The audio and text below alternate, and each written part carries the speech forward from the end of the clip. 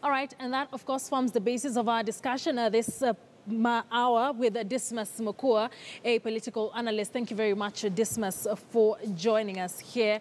And this is a story that we have covered extensively since Tuju and Chebukati announced that they have modalities on how they will work out this party primary issue. But with just 6 months to the general election, does the IEBC have any business wanting to get itself entangled in party primaries? Well, ideally, IBC must not participate in the party primaries because what is going to happen, without any doubt in anybody's mind, is that they're going to be losers and winners during the party primaries.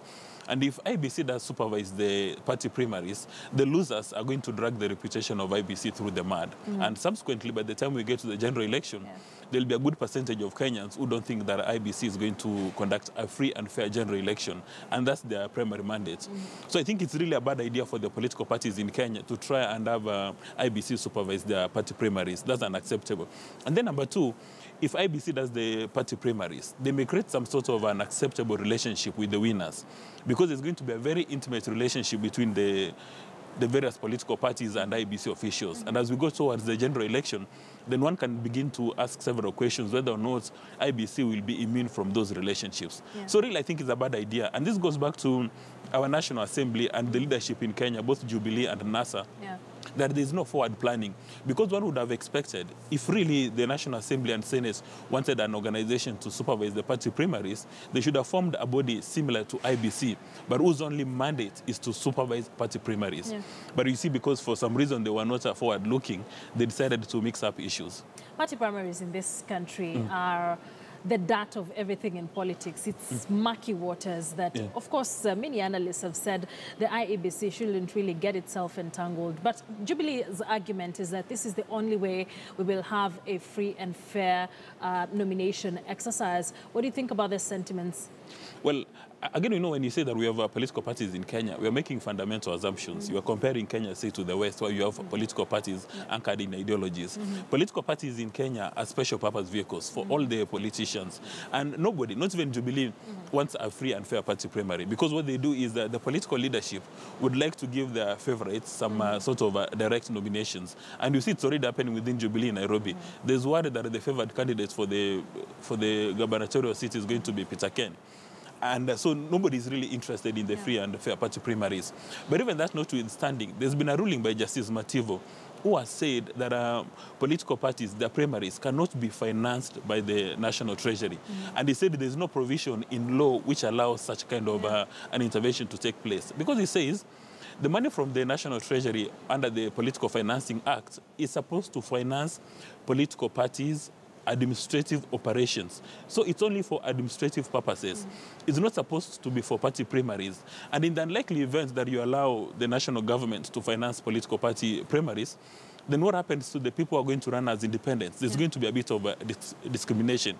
So it's a pity that the majority leader, Adan Duale, has not gone through the ruling by Justice Mativo to actually understand that essentially what Justice Mativo has done is to outlaw that. We'll be getting back to the sentiments by the majority leader, Adan Duale, but the law does not entirely rule out IEBC from helping parties or individuals to conduct party primaries, but the IEBC is mandated to arbitrate or to resolve the disputes that will arise from the party primaries. So will they be putting themselves in an awkward position where they will be acting as a resolver in a case where they were part of?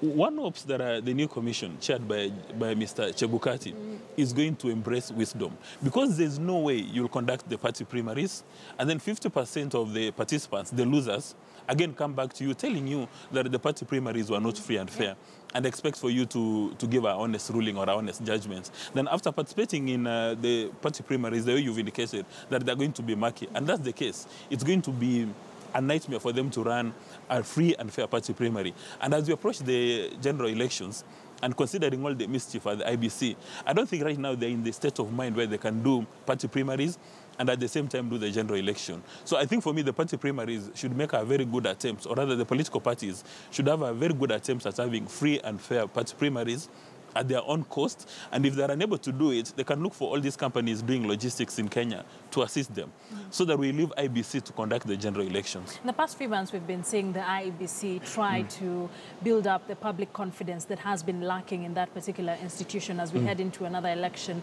If they give in and conduct these party primaries, and unfortunately they end up being murky, what would this do to them in the run-up to the general election in terms of public confidence in this very important institution? You know, several things have happened in the past. Mr. Raila Odinga and the people in NASA all along have claimed that IEBC has not been structured in a manner where they have predictable systems for unpredictable outcomes.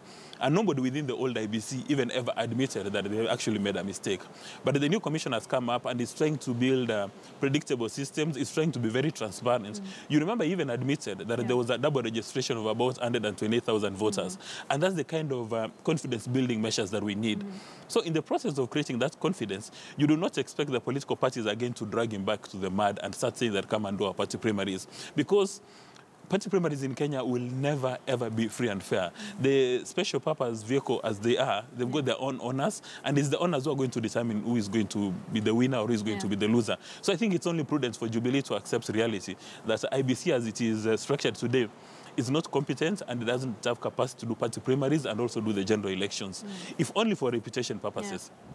Looking at the timelines that we have, there's worry that we might not be able to beat the timelines that we have, given the court case or the ruling made by Justice George Odunga to disqualify the whole tendering process of ballot papers. And the IEBC said this takes them a few steps back.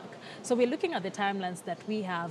We're looking at the party primaries. Currently, in the next 14 days, political parties will be submitting their rules of how they will conduct their business of party primaries. The fact that the IEBC, given the meetings and the deliberations they've had with Jubilee, it looks that they're actually considering this.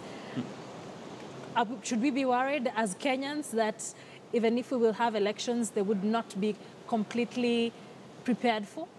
No, Mr. Chebukati again has indicated that as we speak today, the commission is ready to have the elections given the timelines. And the ruling by Justice Odunga was not made in isolation. Justice Odunga is a very clever man, and he knows that we must have the election on August 8th. And the people who are making suggestions, suggesting that we will not be ready on August 8th, is a few number of members of the National Assembly and the Senate who want to earn another salary maybe for another 4 months or 5 months. It's not out of genuine desire. There's a bit of dishonest when you look at the way they're speaking. And Justice Odunga's ruling was informed by the fact that you have commissioners who are essentially out of office taking decisions on behalf of the new commissioners. Because if anything happens, if something goes wrong with the tender or with the elections, it's the current commissioners who will take liability. The buck stops with the new team of Chebukati. So there's no way any rational man would have accepted that Chebukati takes liability over decisions taken by a previous commissioner. And you recall the reason why people were in the streets is they said the old batch of commissioners did not conduct the elections in a manner which was free and fair. And Justice Odunga deserves a pat on the back by making that ruling. But really, I think at the end of the day, all of us should cooperate with IEBC to ensure that we have predictable systems where every single Kenyan knows that this is what is happening at IEBC. The only thing which must be unpredictable is the outcome. All right. Dismas, thank you very much for joining us and for that analysis. Dismas Mukua is a political analyst. And as I mentioned earlier, our reporter Elvis Koskei also has a panel down at our Eldred offices. And I will be